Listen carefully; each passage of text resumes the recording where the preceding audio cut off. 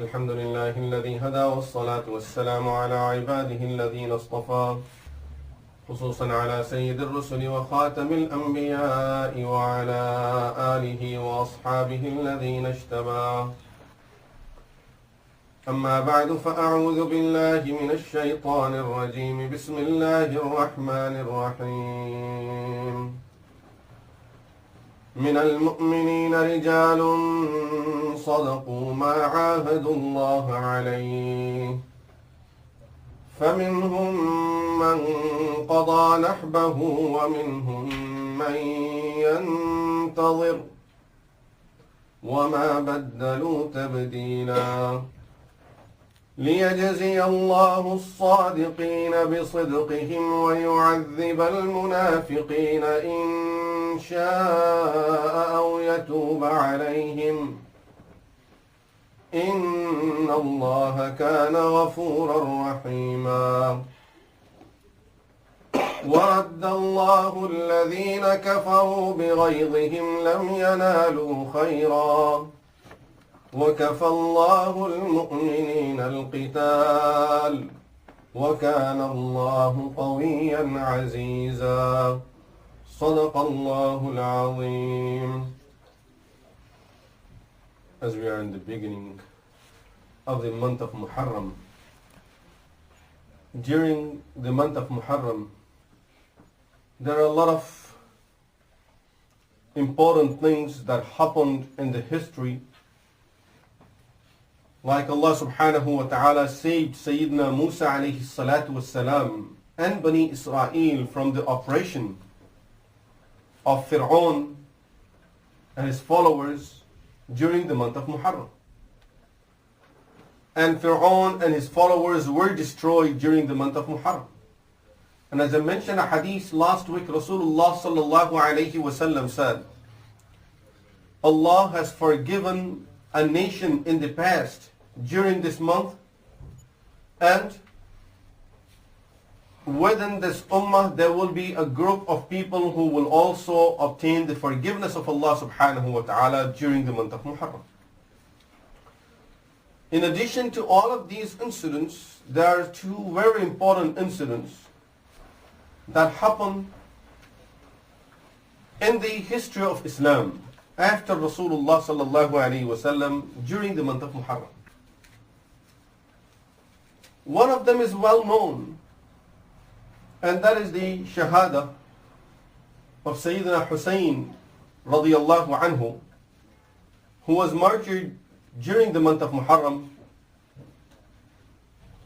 And I'm sure all of us know who Hussein Radiyallahu Anhu was, the grandson of Rasulullah sallallahu alayhi wasallam, and a person who had the title of being Sayyidu Shababi Ahlil Jannah, the leader of the youth of Jannah. That word leader of the youth itself indicates that this person will not be reaching his old age. That was a miracle of Rasulullah sallallahu alayhi wasallam, to inform people at his childhood that he will be the leader of the youth of Jannah, to indicate that he will not live for long enough to get into the old age.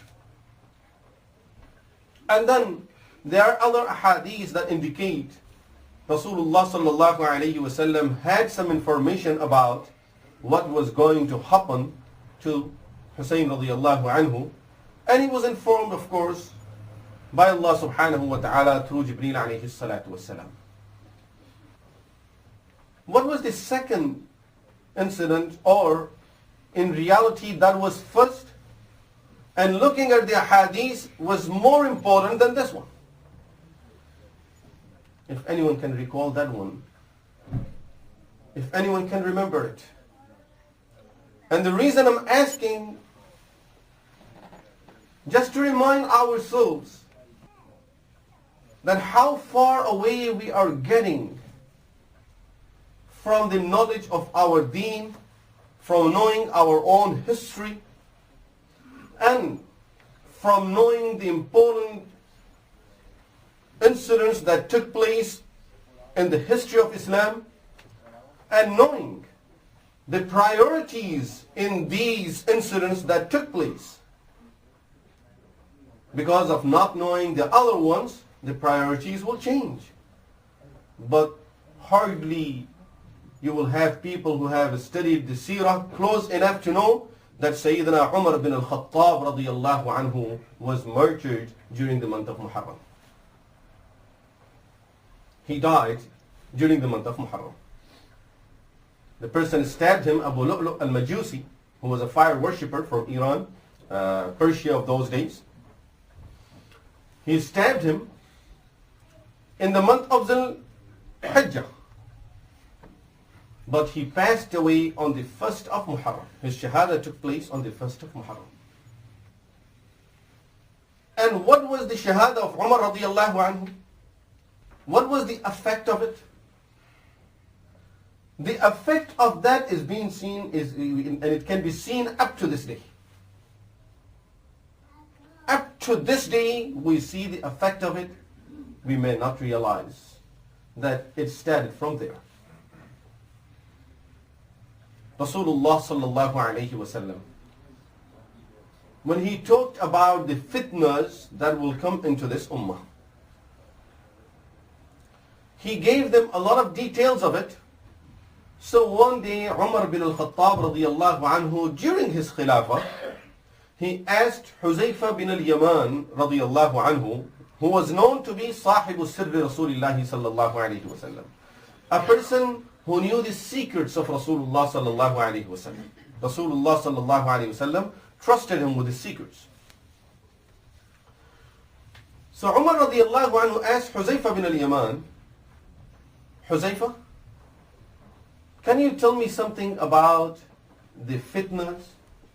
Who knows the hadith about the fitna that will be coming into the ummah? So Huzaifa Radiyallahu Anhu said, I can tell you a hadith about it. He said, okay, go ahead. He said, فِتْنَةُ الرَّجُلِ فِي أَهْلِهِ وَمَالِهِ وَجَارِهِ تُكَفِّرُهَا الصَّلَاةُ وَالصَّدَقَةُ. He said, when a person gets into little fitna, which means hardships, difficulties, disagreements with his family, with his relatives, with his children. So when he performs salah, he gives charity, sadaqat, and fasting, these things will get him the forgiveness from all of those minor ones, minor differences, minor things that keep on taking place into day-to-day life. These salah, sadaqat, and fasting will take care of that, and the person will get the forgiveness for all of those things, for these minor ones.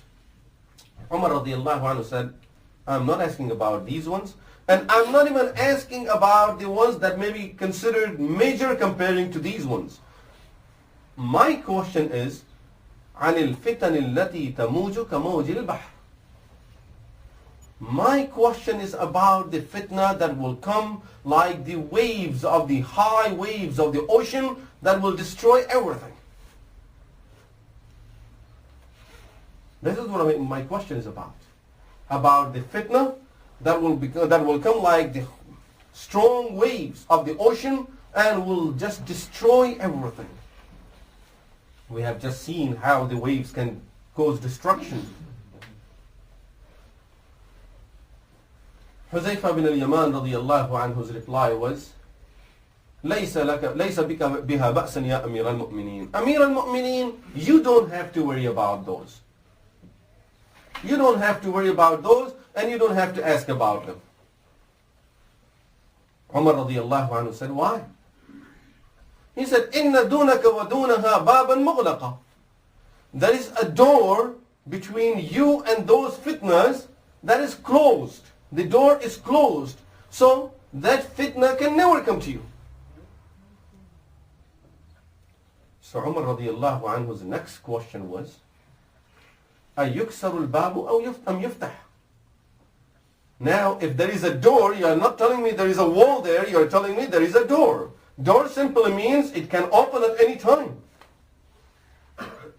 Now the question is, أَيُفْتَحُ الْبَابُ أَمْ يُكْسَرُ. Is this door going to be opened or broken? Huzaifa radiyallahu anhu said, the door will be broken. So Umar radiyallahu anhu says, إِذَنْ لَا يُغْلَقْ أَبَدًا. This tells me then it will never be closed. No one will be able to close it. Huzaifa Radiyallahu Anhu said, yes, Ya Amir al-Mu'mineen, this is exactly what we have learned from Prophet Sallallahu Alaihi Wasallam, that once the door will be broken, someone will break that door, then the door will not be closed anymore, because there is no door anymore over there and no one can replace that door. That's it. Sahaba Ridwanullahi alayhim ajma'een and the tabi'een, the students that were sitting there, they were afraid to ask in the gathering of Umar more questions about the door and about what these two people are talking about. They couldn't understand what they're talking about. So when they walked out, they asked Huzaifa Radiyallahu Anhu, Huzaifa, what is it that you and Umar Radiyallahu Anhu were talking about a door that was closed? He said that door was Umar bin al-Khattab Radiyallahu Anhu. And door being broken simply means it will be shahada of Umar, he won't die a natural death. That was the indication of the shahada of Umar Radiyallahu Anhu, that once Umar Radiyallahu Anhu is martyred, then all the fitnas will start towards the ummah. Then this ummah will not be able to stop those fitnas. That's it. This is the closed door. Rasulullah Sallallahu Alaihi Wasallam was a protection for the ummah. وَمَا كَانَ اللَّهُ لِيُعَذِّبَهُمْ وَأَنْتَ فِيهِمْ. Allah will not punish the ummah as long as you are amongst them, O Muhammad Sallallahu Alaihi Wasallam. Then Rasulullah Sallallahu Alaihi Wasallam extended that period and told the ummah that as long as Umar is there, the fitnas will stay away from the ummah. But when this door will open, or in reality it will break, then once the door is broken, no one will be able to stop these fitnas from coming into this ummah. From that day up to this day, we can go back and look at the history. The doors of the fitnas are always open.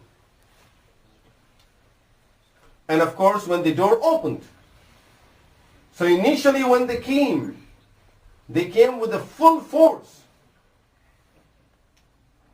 And you can see the extreme of it in the shahada of Uthman Radiyallahu Anhu, Amir al-Mu'mineen.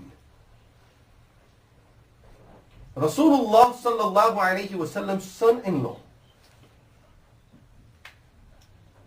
when his second wife, the second daughter of Rasulullah Sallallahu Alaihi Wasallam, passed away, of course after the first one, Rasulullah Sallallahu Alaihi Wasallam himself offered him his second daughter, that here, marry my second daughter. When the second one died, Rasulullah Sallallahu Alaihi Wasallam said to him, Uthman, I don't have more daughters, otherwise I will give it to you, I will marry them to you one after another. Subhanallah, what kind of person? So much trust that Rasulullah Sallallahu Alaihi Wasallam would utter these words. Who have that much trust on his son-in-law to be able to say these words to him? Do we have the guts? Do we have the trust? This is what Rasulullah Sallallahu Alaihi Wasallam is telling Uthman Radiyallahu Anhu. Why? Knowing his status in the sight of Allah Subhanahu wa Ta'ala. That he says in the hadith that even angels in the heaven are ashamed of Uthman when they come to gathering of Uthman, when Uthman is, they have a lot of adab, they practice a lot of adab because of the quality of Uthman of haya, modesty. Once Rasulullah Sallallahu Alaihi Wasallam was laying down and Sayyidina Abu Bakr Radiyallahu Anhu asked for permission to come in. He was allowed, he came in. Rasulullah Sallallahu Alaihi Wasallam is laying down and Abu Bakr Radiyallahu Anhu asked him questions and he left. Little later someone else knocked at the door. Aisha Radiyallahu Anha said, I asked who was at the door, and that was Umar Radiyallahu Anhu. So he came in and he asked some questions, Rasulullah Sallallahu Alaihi Wasallam laying down in his bed, and then he left. After a short while, someone else knocked at the door. I asked who was there. He said, this is Uthman. Rasulullah Sallallahu Alaihi Wasallam said, wait a minute, don't call him in.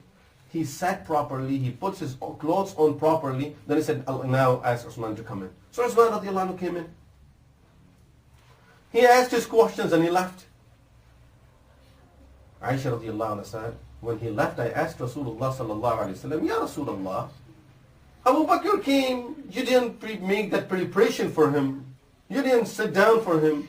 Umar came, you didn't do it for him. But when Uthman came, you sat properly, putting your clothes on properly. Why was all of this preparation for Uthman and not for the other two?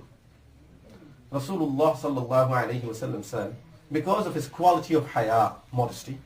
So when he comes, if he would see me laying down in that position, he might not even feel like asking me the question. He will be ashamed and he will be shy to ask me the question. So I said, and then the second thing is, even angels, when they are in the gathering of Uthman, they sit with adab. So I said, I might as well do the same thing. SubhanAllah. This is a person who at about 10 different occasions, 10 different occasions, get the certificate of Jannah from Rasulullah sallallahu alayhi wa sallam. But the reason I mentioned